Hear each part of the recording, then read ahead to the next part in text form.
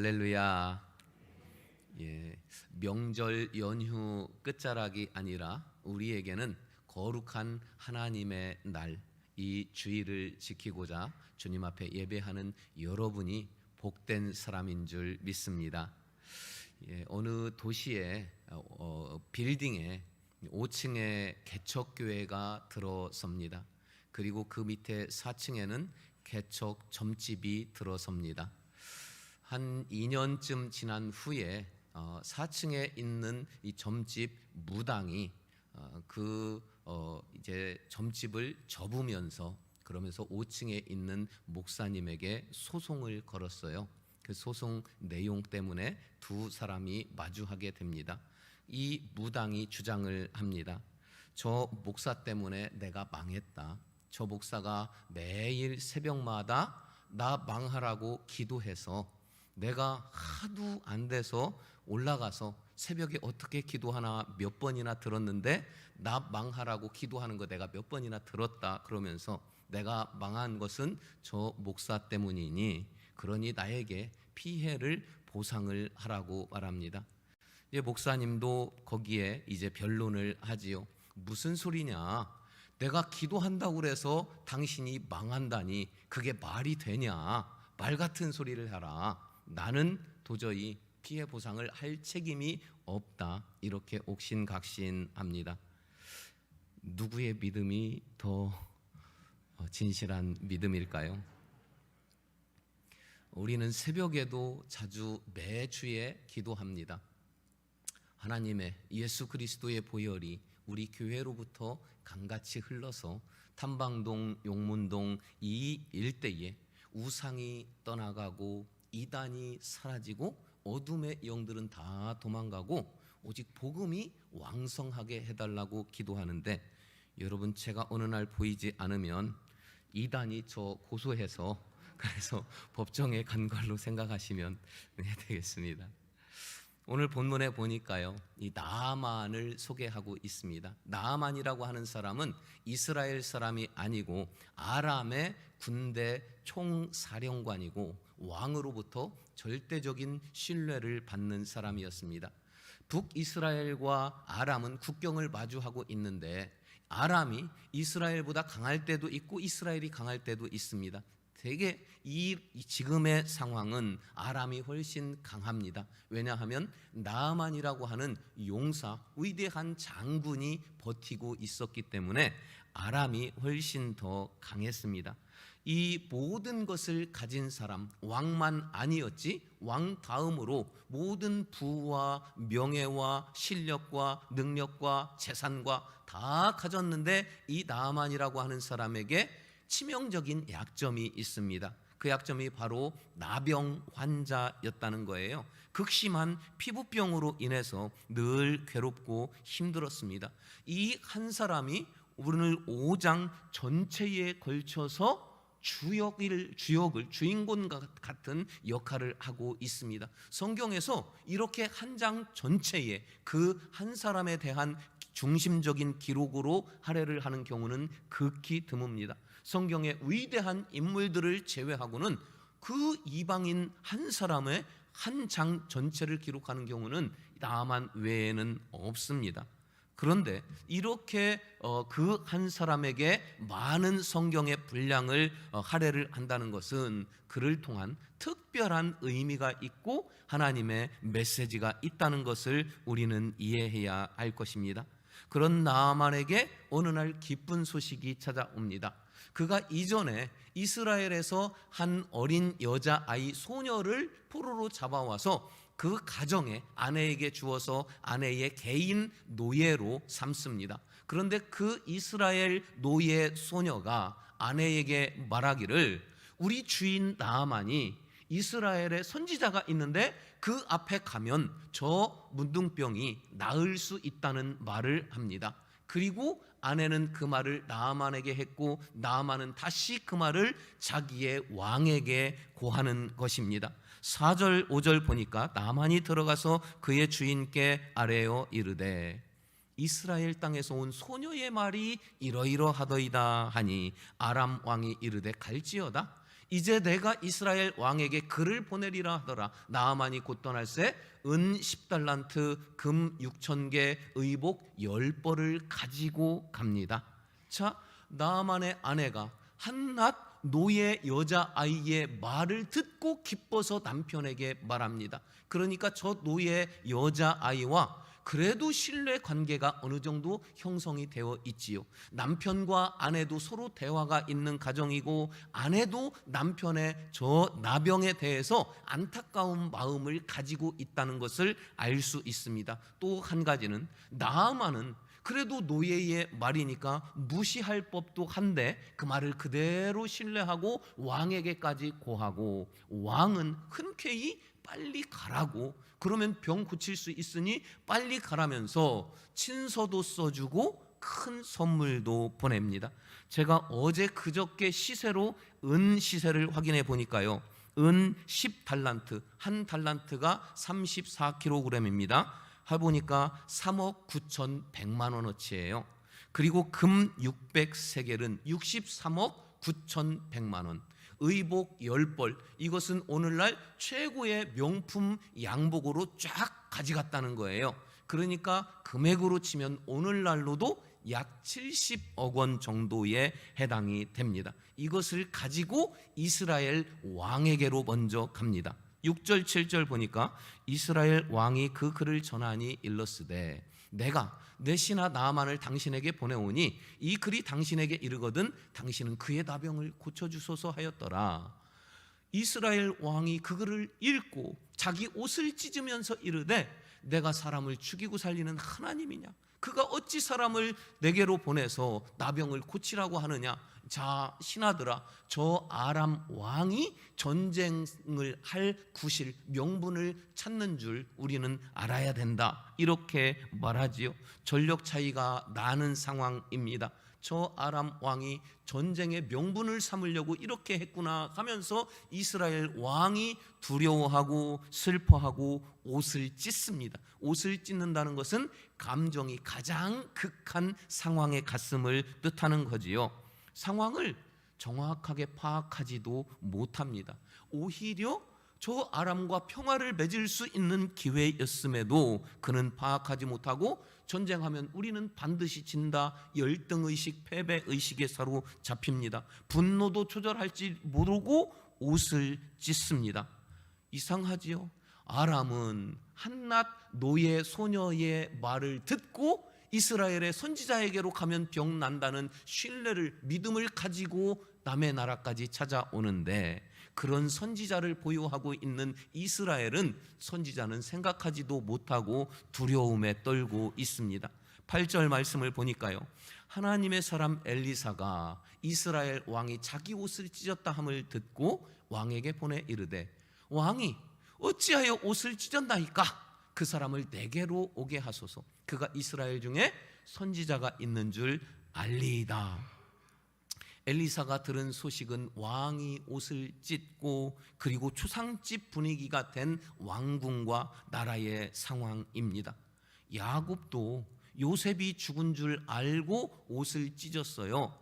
그리고 다윗과 요나단도 서로의 슬픔을 가지고 옷을 찢었습니다. 히스기야도 하나님 앞에서 병 고쳐달라고, 좀 더 생명 연장해달라고 옷을 찢었는데 다 명분이 있는, 이유가 있는 옷찢음이었지만 이 이스라엘 왕의 옷찢음은 해프닝이었어요. 아무 의미도 없었습니다. 아무 유익도 없습니다. 엘리사가 어찌하여 왕이 옷을 찢었나이까? 이것은 이 속에 책망도 있습니다. 어찌하여 어리석게 감정을 허비하십니까? 슬프거나 두려워할 상황이 아닌데 어찌하여 극도로 두려워하고 감정을 낭비하냐고 책망이 섞여 있는 겁니다. 혹 여러분은 하나님이 은혜의 손짓을 보내시는데 나는 고난을 받는다 하면서 옷을 찢고 감정을 낭비하지는 않습니까? 다윗은 말합니다. 내가 고난 받은 것이 유익이라, 이로 말미암아 내가 주의 율례들을 깨닫게 되었느니라.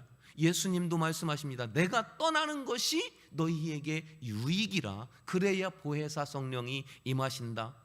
이스라엘 백성 사람들은 자기의 죄를 사하고 영생을 주시려고 오신 예수님이 유익인지 아닌지도 모르고 예수님을 십자가에 못 박습니다.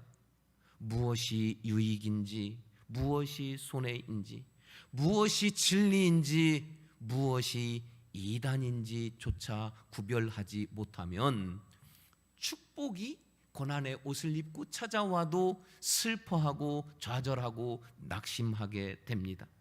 이것을 바로 보고 바로 분별할 수 있는 사람이 하나님의 은혜를 누릴 수 있음이니 여러분, 분별할 수 있는 저와 여러분들이 되시기를 주의 이름으로 축원합니다. 그 어리석은 왕과 신하들 초상집 분위기에 그들에게 엘리사는 한 번에 해결을 해주지요. 그 사람을 내게로 보내소서. 그가 이스라엘의 선지자가 있는 줄 알 것입니다. 여러분, 이런 사람이 되어야 하지 않겠습니까? 문제를 만드는 사람이 아니라 문제를 해결하는 사람, 문제를 키우는 사람이 아니라 희망을 키우는 사람이 되시기를 축원합니다. 여러분의 발걸음이 이르는 곳곳마다 분쟁은 그치고 화해가 새롭게 피어나고 화목이 새롭게 피어나고 소망을 갖게 되고 기쁨이 있고 평안이 있는 그리스도의 향기가 여러분이 가는 곳곳마다 퍼져나가게 되는 그런 사람이 되기를 주의 이름으로 축원합니다. 이어서 9절과 10절을 보니까요, 나아만이 이에 병거들을 거느리고 이르러 엘리사의 집 문에 서니 엘리사가 사자를 그에게 보내 이르되 너는 가서 요단강에 몸을 7번 씻으라. 네 살이 회복되어 깨끗하리라 하는지라. 나아만이 이제 드디어 선지자 엘리사의 집에 도착합니다. 그런데 선지자는 코빼기도 안 보입니다. 그리고 처방전만 딸랑 보내지요. 그러니까 나아만이 어떻게 반응합니까? 11절과 12절에 나아만이 노하여 물러가며 이르되 내 생각에는 그가 내게로 와서 서서 그의 하나님 여호와의 이름을 부르고 그의 손을 머리에 위에 얽고 그리고 흔들고 나병을 고칠까 하였도다. 다메섹 그리고 12절 말씀, 다메섹 강 아바나와 바르바른 이스라엘 모든 강물보다 낫지 않냐, 내가 거기서 몸을 씻으면 깨끗하게 되지 않냐 하고 몸을 돌려 분노해서 떠나갑니다. 자, 선지자를 만나러 왔는데 선지자는 코빼기도 안 보여요. 내 생각에는 그가 나와서 머리에 손을 얹고 손을 부르르 떨고 펄쩍펄쩍 뛰고 화려한 옷을 입고 손을 막 흔들면서 누가 떠오릅니까? 무당이 떠오르지요.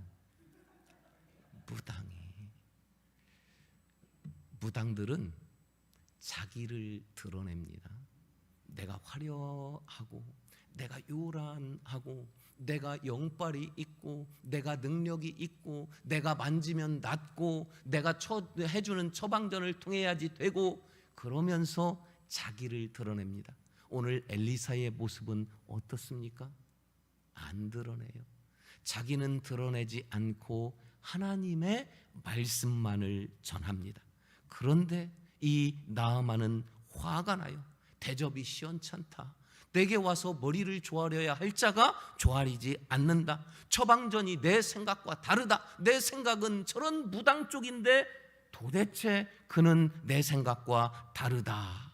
여러분, 엘리사처럼 오직 무엇을 하든지, 말씀을 전하든지 또는 봉사를 하든지 또는 헌신을 하든지 헌금을 드리든지 무엇을 하든지 나는 드러나지 않아야 합니다. 저 엘리사처럼 자신은 꽁꽁 숨기고 나를 통해서 오직 하나님만 드러나게 할 수 있는 분, 그런 사람들, 그런 이들을 하나님은 존귀히 여긴다 하시니 여러분, 무엇을 하든지 오직 나는 감추고 하나님만, 하나님의 영광만 드러낼 수 있게 되기를 주의 이름으로 축원합니다. 오늘 13절과 14절은 그의 종들이 나와서 말하여 이르되 내 아버지여, 선지자가 당신에게 큰 일을 행하라 말하였다면 행하지 아니하였으리까? 하물며 당신에게 이르기를 씻어 깨끗하게 하라 함이니까 하니, 나아만이 이에 내려가서 하나님의 사람의 말대로 요단강에 7번 몸을 잠그니 그의 살이 어린아이의 살같이 회복되어 깨끗하게 되었더라. 화나서, 분노해서, 왜요? 내 생각과 다르니까, 대접받지 못하니까 분노해서 돌아가는 나아만에게 그의 부하들이 말합니다. 어려운 거 시켜도 할 판인데 쉬운 거 왜 하지 않냐? 나만은 부하들의 말을 수용을 하지요. 다시 그 요단강으로 가서 7번 시키는 대로 순종했더니 그의 평생의 소원이었던 건강이 회복되는 것, 나병이 고쳐지는 것, 깨끗한 어린 아이와 같이 됩니다. 여러분, 회복은 순종에서 시작됨을 기억하십시오. 순종은 겸손한 사람의 특징입니다. 사울 왕을 하나님께서 왕으로 세우셨지만 이 사울이 버림받은 이유가 무엇입니까? 순종, 겸손을 잃어버렸기 때문입니다. 그래서 잠언 3장 34절은 진실로 그는 거만한 자를 비웃으시며 겸손한 자에게 은혜를 베푸신다 말씀하십니다. 거만했던 나아만이 부하들의 말을 수용을 합니다. 하나님의 말씀 앞에 순종을 합니다. 그랬더니 회복되고 병이 고쳐집니다. 하나님 말씀에 순종하고 하나님과 사람 앞에 겸손할 수 있는 저와 여러분들이 되시기를 소망합니다. 15절에 보니까요, 나아만이 모든 군대와 함께 하나님의 사람에게로 돌아와서 그의 앞에 서서 이르되 내가 이제 이스라엘 외에는 온 천하에 신이 없는 줄 아나이다. 청하건대 당신의 종에게서 예물을 받으소서 말합니다. 여러분, 여기에서 중요한 것 한 가지를 우리가 다시 한번 확인해 봐야 합니다. 오늘 본문 가운데에서요, 서다 하는 이 단어가 3번이 나옵니다. 먼저는 9절에 처음 나오지요. 나아만이 이에 말들과 병거들을 거느리고 이르러 엘리사의 집 문에 서니, 환자가 의사를 만나러 왔습니다. 어떻게 옵니까? 수많은 말들, 수많은 병거들, 수많은 군사들, 수많은 돈다발을 들고 와서 이렇게 서는 거예요. 엘리사의 문 앞에 떡 서서 나와서 나한테 인사해야지, 내가 누군 줄 알고, 이런 모습으로 처음에 섰습니다. 그리고 엘리사에게 이제 원하는 것은 11절에 나아만이 노하여 물러가며 이르되 내 생각에는 그가 내게로 나와 서는데 어떻게 서기를 원해요? 고개를 숙이고 허리를 조아려서 높은 분 오셨습니까? 하고는 펄쩍펄쩍 뛰고 그래야지 된다는 거예요.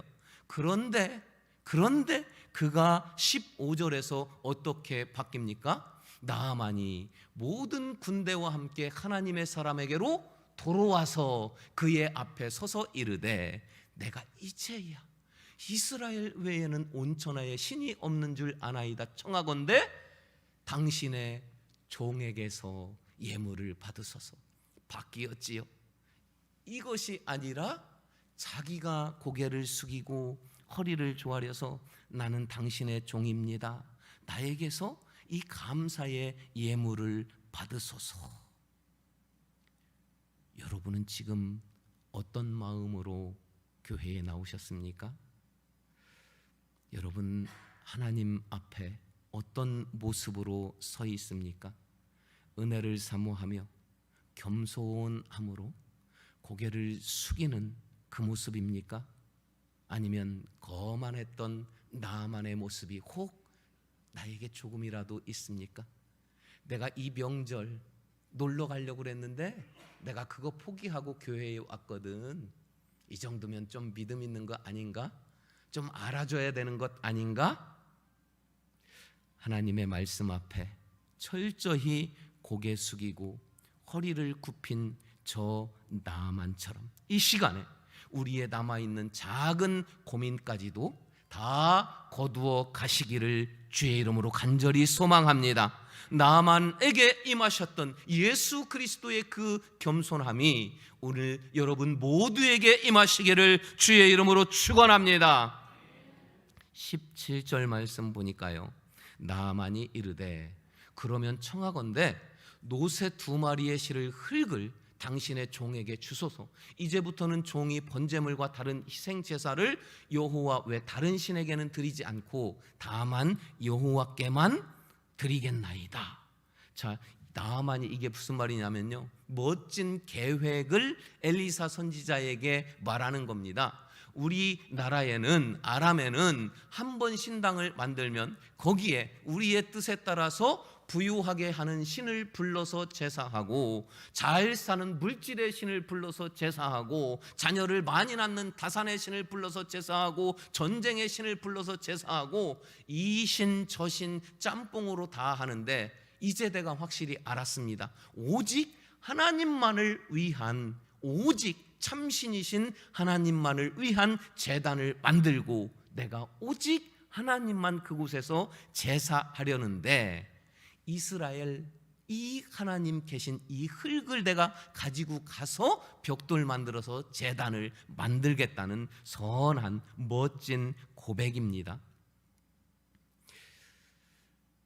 여호와만을 위한 제단, 오늘날 교회에서 여러 가지 일들을 하고 봉사들을 하고 또 선한 착한 일을 한다고 합니다. 그러다 보니까 본질이 무엇인지를 잊어버린 교회들도 많이 있는 듯 합니다. 제단에서 생일 케이크 자르고 그러는 것 아니고요, 제단에서 사람이 드러나는 것 아니고요, 이 말씀이 선포되는 곳은 오직 하나님의 말씀이 선포되고 하나님만이 영광을 받으시는 거룩한 곳입니다. 여러분, 하나님 앞에 거룩함으로 분별된 모습으로 서 있을 때에 하나님이 주시는 은혜를 받게 될 줄 믿으시기 바랍니다. 그러면서 나아만이 이제 18절에서 중보 기도를 부탁합니다. 오직 한 가지 부탁할 게 있습니다. 여호와께서 당신의 종 나를 용서하시기를 원합니다.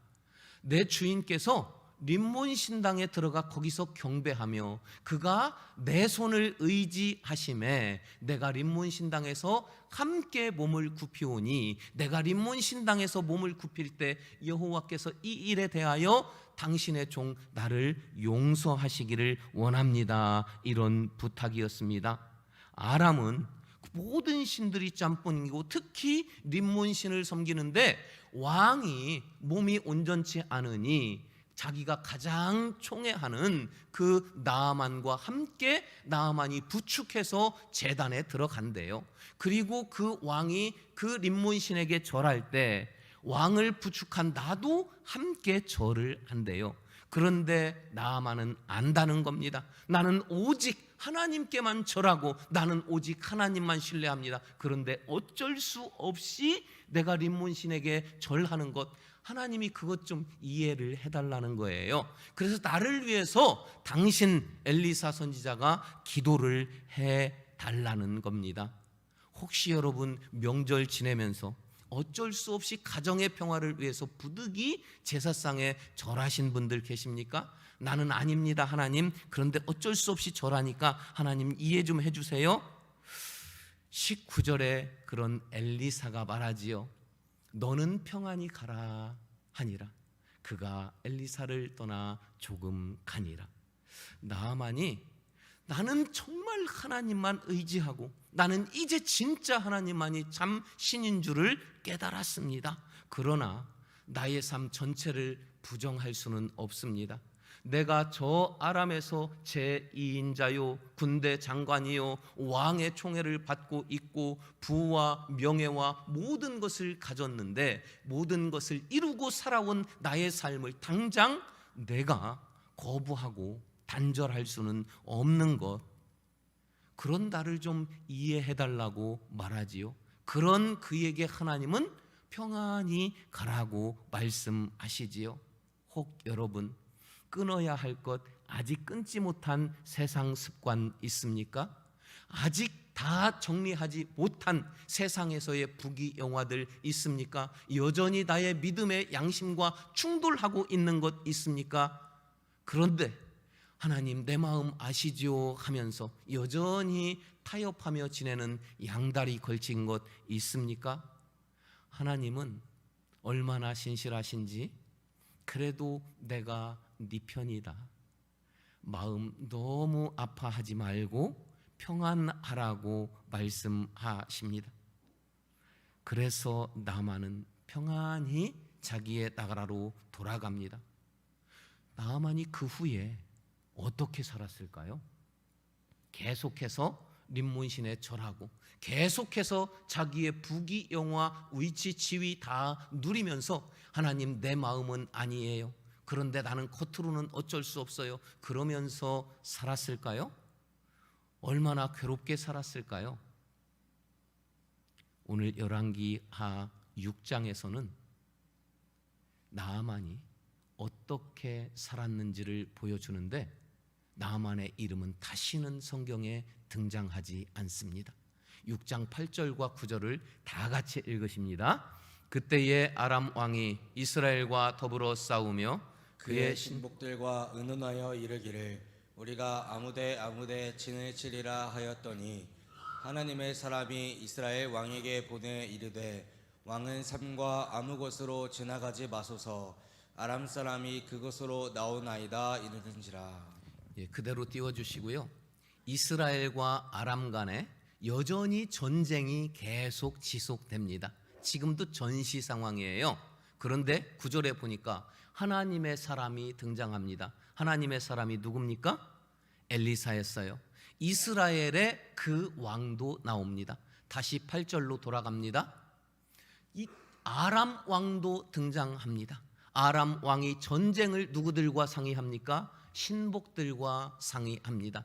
아람 왕도 나옵니다. 그의 신하들도 나옵니다. 이스라엘 왕도 나옵니다. 이스라엘의 선지자 엘리사도 나옵니다. 가장 중요한 사람이 빠집니다. 그게 누굽니까?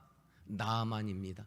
아람 왕이 가장 신뢰하는 사람, 그리고 제사를 지내러 들어갈 때조차도 그만 의지하는 사람, 전쟁의 최고의 용사 나아만. 전쟁이 났어요. 누구랑 상의해야 합니까? 나아만하고 상의해야 돼요. 그런데 나아만은 쏙 빼고 신하들과 상의를 합니다. 나아만 어디 갔습니까? 어디 갔습니다. 나아만은 괴로웠어요. 나는 오직 하나님만 섬기는데 이스라엘의 저 여호와 하나님만이 유일한 나의 하나님인데 내가 오늘도 왕의 손을 부축하고 들어가서 림몬에게 절했습니다. 괴롭습니다. 싫습니다. 이제는 구역질이 납니다. 그래서 나아만은 자기가 쌓아 올린 아람의 제2인자, 용사, 위대한 사람, 돈, 명예, 부, 권력 다 버렸어요. 왜요? 그래야지 하나님을 더 소중한 것을 온전히 붙잡을 수 있기 때문입니다. 성경에 이런 사람 많습니다. 예수님을 만난 베드로, 안드레, 야고보, 요한, 그들은 배와 그물을 버려두고 예수님을 따릅니다. 삭개오, 평생 모은 모든 재산 다 버립니다. 소경, 거지, 바디메오, 그의 모든 재산이라고 해봐야 별 볼 일 없지만 겉옷을 내버리고 예수님께 나갑니다. 나아만, 부귀영화, 모든 것을 다 버리고 이스라엘에서 가져온 흙으로 하나님을 위한 제단을 만들고 저 보이지 않는 변방에서 하나님을 섬기며 살아갑니다. 그 사람이 불행했을까요? 나아만은 가장 행복한 삶을 선택을 했던 겁니다. 여러분, 우리가 만약에 우리가 정말 하나님을 믿는다면, 수없이 고백하는 사도신경이 우리의 진실한 믿음의 고백이라면, 우리는 이제 입술이 아니라 삶으로 하나님 앞에 보여드려야 합니다. 삶으로 증명해 내야 합니다. 이것이 진실한 믿음이고 신실한 믿음입니다. 저 나아만은 모든 것을 버릴지라도 더 소중한 믿음을 붙잡고 하나님 앞에 자신의 진실한 믿음을 보여 증명해 냈습니다. 이제 우리 함께 찬양으로 고백하기를 원합니다. 다 일어서서 찬양합시다. 신실하게 진실하게 하나님 거룩하게 살게 하소서 고백합시다.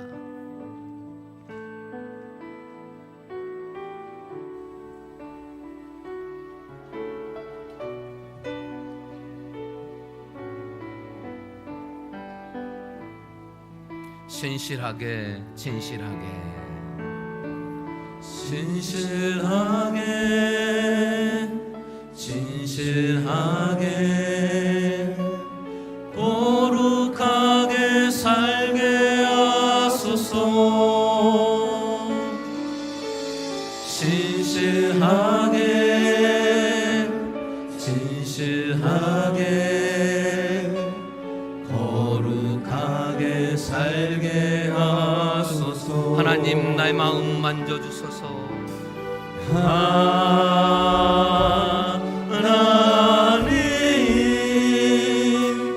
나의 마음 만져주소서. 하나님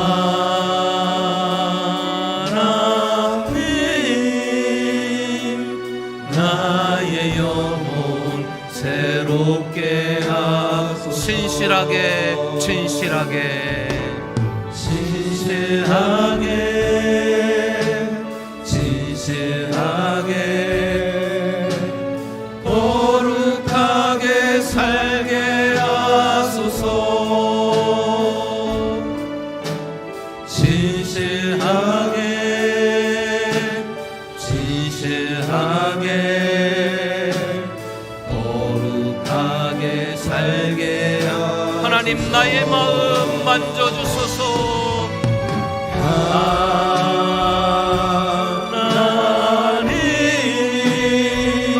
하나님 나의 마음 만져주소서.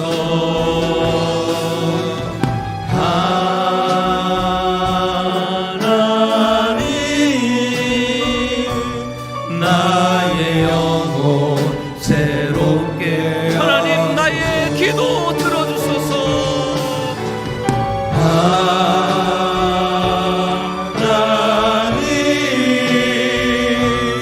나의 기도 들어주소서.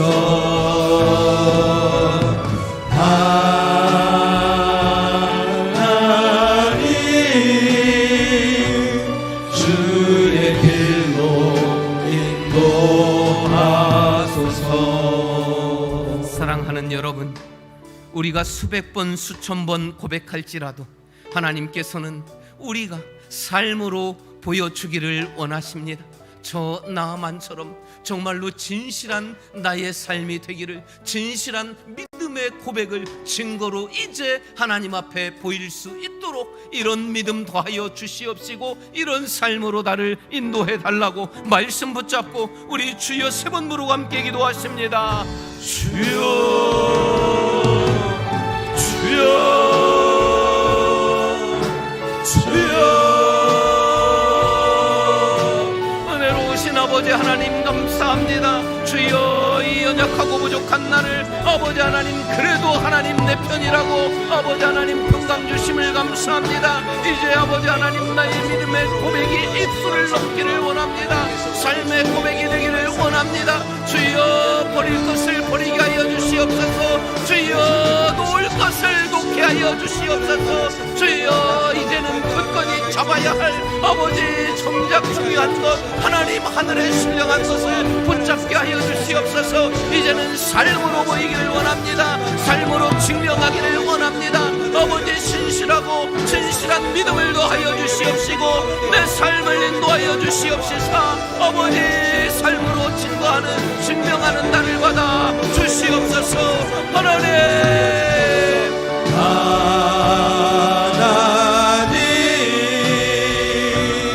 나의 마음 만져주소서.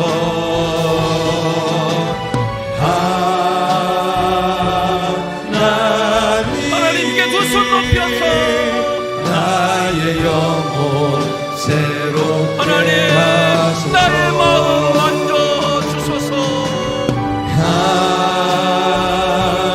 하나님 나의 마음 만져주소서.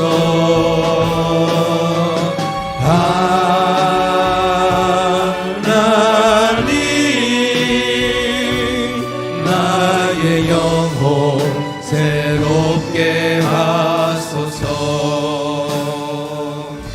자비하신 아버지 하나님, 저 이방인 나아만은 한 번 하나님을 만나고 그 인생을 하나님께 바치며 버려야 할 것들을 다 버리는 결단까지 나아갔나이다.